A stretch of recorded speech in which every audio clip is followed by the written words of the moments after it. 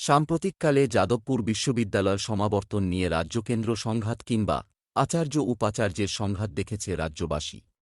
বিশ্ববিদ্যালয়ের পড়ুয়ারাও আমলাতান্ত্রিক জটিলতায় বিরক্ত। স্নাতক কিংবা স্নাতকোত্তর পরীক্ষায় পাশ করে সমাবর্তন অনুষ্ঠানে ডিগ্রি পাওয়ার পরেও যাদবপুর বিশ্ববিদ্যালয় পড়ুয়াদের ভবিষ্যৎ অনিশ্চিত।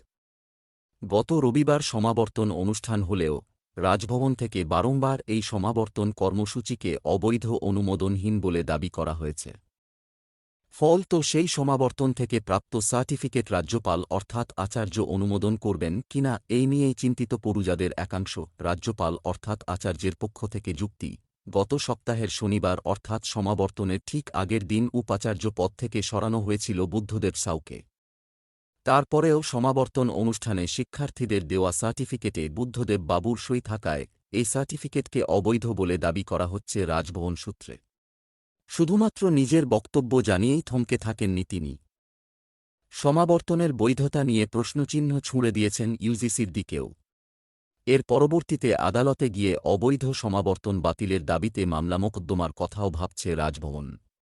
এই বিষয়ে প্রশ্ন করা হলে সিভি আনন্দ বোস জানান, এই সমাবর্তন অনুমোদনহীন, বেআইনি।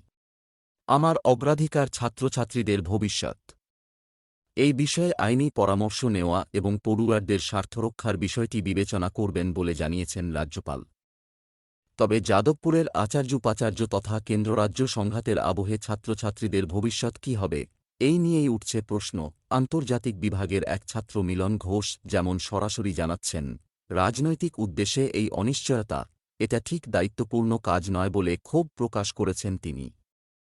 ইতিহাসের ছাত্রী শাওলি জানিয়েছেন, ৩ বছর পড়াশোনা শেষে পাশ করে আমরা এই ডিগ্রি সার্টিফিকেট অর্জন করেছি।